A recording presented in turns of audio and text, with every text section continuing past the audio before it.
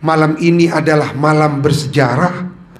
Pengurus DMI dikukuhkan di Peringgitan, di pendopo, ruang utama, ruang VVIP. Ibu Gubernur datang disambut di sini oleh Bapak Bupati, tidak diletakkan di musola atau di luar.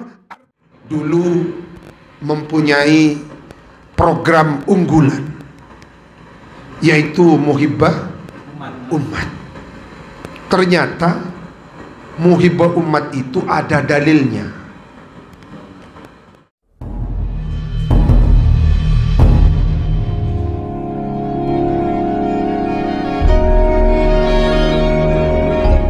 Assalamualaikum warahmatullahi wabarakatuh. Hamidan wa syakiran lillah tabaraka wa ta'ala, wa musallian wa musalliman ala sayyidina nuri basiratina sayyidina wa maulana Muhammad an-nabiyil ummi al-habibil alil qadri al-azimil jah wa ala alihi wa ashabihi salatan daimatan muttasilatal barakat. Amma ba'du, sahibul bait, Bupati Kabupaten Situbondo Bapak Haji Karna Suswandi bersama Ibu, mudah-mudahan senantiasa di dalam riayah dan himayah Allah. Amin.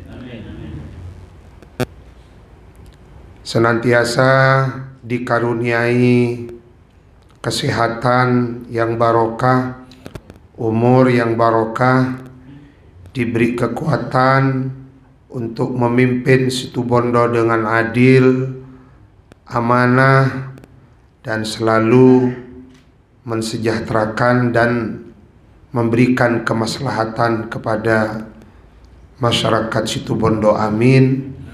Dan Situbondo di bawah kepemimpinan beliau menjadi Situbondo yang barokah. Amin. Sayyidi Al-Habib Muhammad bin Abu Bakar hafizahullahu wa ra'ah, Kiai Haji Abdul Hadi Khazin hafizahullahu wa ra'ah, Kiai Haji Zaini Ridwan hafizahullahu wa ra'ah, dan teman-teman pengurus DMI yang telah dikukuhkan, barakallahu lana wa lakum. Allahumma barik lana fi Rajab wa Sya'bana wa ballighna Ramadan. Melanjutkan kajian kita pada beberapa waktu yang lalu, tetap di dalam upaya untuk menyehatkan kalbu kita, karena memang kalbu itu adalah barometer yang dijadikan tolak ukur oleh Allah. Sehingga dari saking pentingnya menjaga dan membersihkan hati, maka banyak para ulama penulis kitab terinspirasi menjadikan hati sebagai tema dari karangan kitab-kitab yang beliau tulis. Imam Ghazali mempunyai kitab Mukasyafatul Qulub. Kita juga mengenal ada kitab Tanwirul Qulub. Ada juga Hayatul Qulub. Kami punya kitab Ilmul Qulub. Jadi tema-tema hati itu mendominasi para ulama di dalam memberikan judul pada kitab-kitab karangannya, karena memang dari saking pentingnya. Pada malam ini kami akan mengajak antum untuk membuka sebuah kitab syarah terbesar dari Sahih Bukhari. Sahih Bukhari banyak mempunyai syarah. Yang terkenal tentu Fathul Bari, karya Syekhul Islam Al-Imam Ibnu Hajar Al-Asqalani. Tetapi yang paling besar itu adalah At-Tawdih fi Syarhi Al-Jami'is Sahih karangan Imam Ibnul Mulakkin, 36 jilid. Bisa dibayangkan bagaimana beliau mengarang sampai 36 jilid. Saya akan mengambil sebuah ibarat yang perlu kita kaji. Dalam kitab ini Imam Ibnul Mulakkin menyampaikan ketika putri baginda Rasulullah sallallahu alaihi wasallam, Sayyidatuna Ummi Kulthum, beliau adalah istri Sayyidina Utsman bin Affan. Ketika beliau wafat, ini ada kejadian menarik. Ketika Ummi Kulthum mau dikuburkan, maka Rasulullah memberikan syarat, la yadkhul al-qabra man qarafa ahlahu al-laila. Tidak boleh menguburkan, masuk ke dalam kubur siapapun orangnya, orang yang tadi malam mengumpuli istrinya. Sayyidina Utsman yang ketika itu berada di atas kubur mau turun gak jadi, karena pada waktu itu tadi malam beliau sedang mengumpuli istri muda.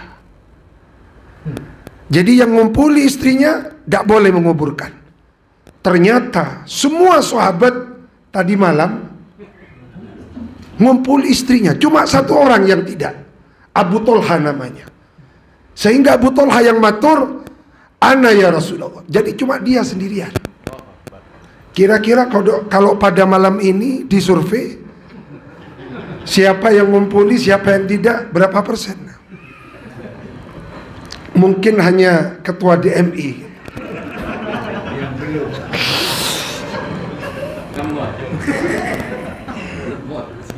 Jadi bisa dibayangkan, ternyata semua sahabat mereka kapi malam. Cuma satu orang yang tidak. Artinya apa? Manusiawi.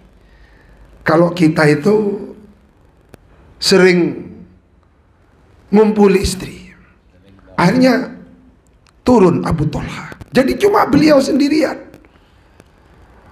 Akhirnya setelah selesai penguburan, Abu Tolha itu bertanya, ya Rasulullah, mengapa syaratnya orang yang engkau beri izin untuk menguburkan putrimu Ummi Kulthum adalah orang yang tidak ngumpuli istrinya tadi malam? Apa kata Rasulullah? Aku khawatir kalau yang menguburkan, masuk ke dalam kubur adalah orang yang mengumpuli istrinya tadi malam. Aku khawatir ketika dia sedang menguburkan putriku, setan datang mengingatkan kejadian ketika kamu kumpul dengan istrimu tadi malam. Jadi kalau mau menguburkan, jangan yang ngumpuli istrinya gitu, supaya kejadian yang menimpa Sayyidatuna Ummi Kulthum tidak terjadi, yakni didatangi setan lalu kemudian digoda. Artinya apa? Mayit itu mau menghadap Allah. Jadi entry pointnya, kesimpulannya, ketika mayit mau menghadap Allah, yang menguburkan harus bersih. Jangan ada pikiran-pikiran kotor karena mau menghadap Allah. Tapi sementara kita itu kan tidak membayangkan gitu. Saya juga menemukan keterangan ini, berat ini. Mau sampai ya orang lain sudah gitu. Nah, ini yang pertama. Yang kedua, ketika baginda Nabi hendak menunaikan Isra wal Mi'raj. Mafhum, kita semua tahu dada beliau dibelah. Sahibul Maulid Al-Habib Ali bin Muhammad Al-Habsyi memberikan catatan. Apa kata beliau? Wa ma akhrajal amlaku min qalbihi adhan walakin zaduhu tukhran ala tuhuri. Baginda Nabi dibelah dadanya bukan karena ada kotoran di dalam dada beliau. Wa ma akhrajal amlaku min qalbihi adhan, tidak ada kotoran, tetapi dibedah untuk ditambah tukhran ala tuhuri, kesuciannya di atas kesuciannya, ditambah nuran ala nuri. Kalau dalam bahasanya Imam Fairuz Abadi, yang ditambah itu 4: imanan, wa khilman, wa hikmatan, wa islaman. Imannya. Jadi iman itu tidak boleh berkurang, harus terus bertambah, bertambah. Dan salah satu tolak ukur barometer bertambahnya iman, kalau kita kerasan ada di masjid.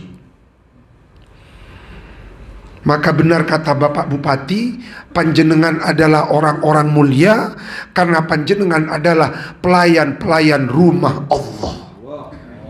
Alhamdulillah. Dalam sebuah hadis qudsi, nanti di hari kiamat Allah akan memberikan pengumuman. Pengumuman apa yang disampaikan oleh Allah? Aina jirani, kemana tetangga-tetanggaku? Kemarilah, wahai tetangga-tetanggaku, kemarilah engkau. Lalu datang beberapa sahabat, lalu datang beberapa malaikat. Ya Allah, siapa gerangan dari makhluk ciptaanmu yang pantas menjadi tetanggamu? Apa kata Allah? Jirani ummarul masajid. Tetangga-tetanggaku adalah mereka yang mau memakmurkan dan meramaikan masjid.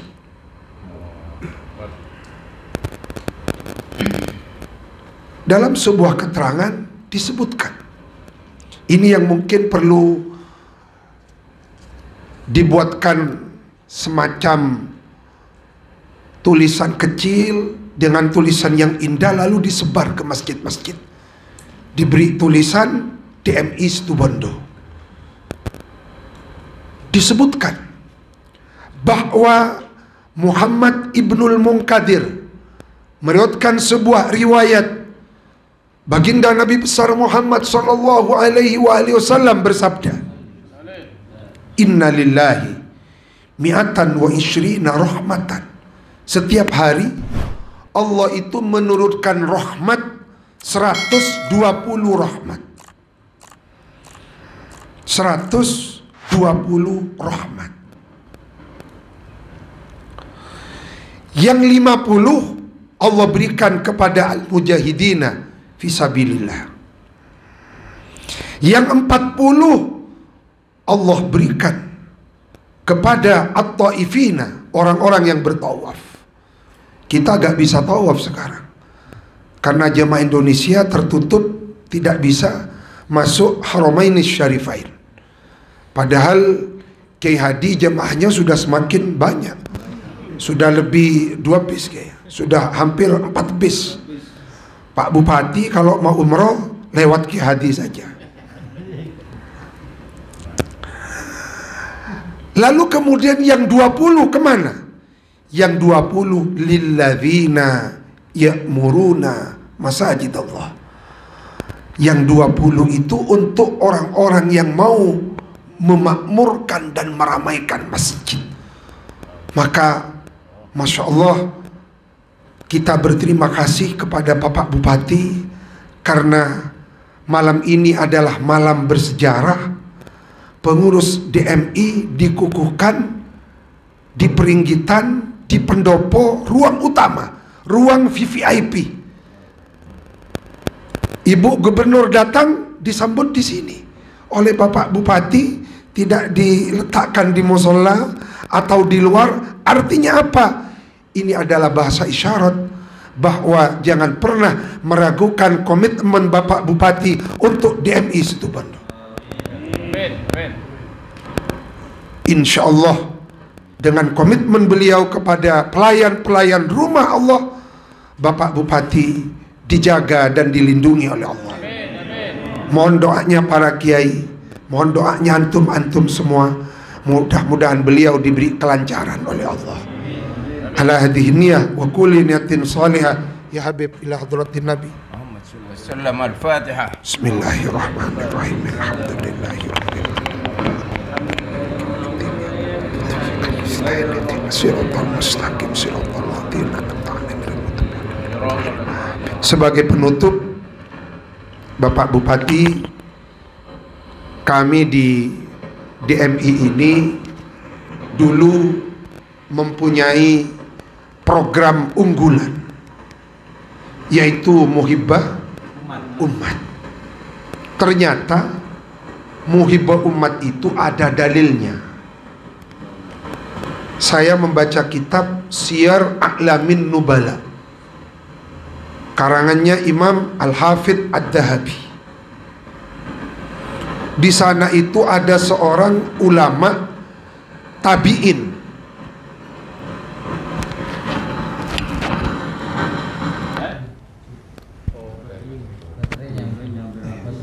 Ada seorang ulama tabi'in namanya Yunus bin Ubaid.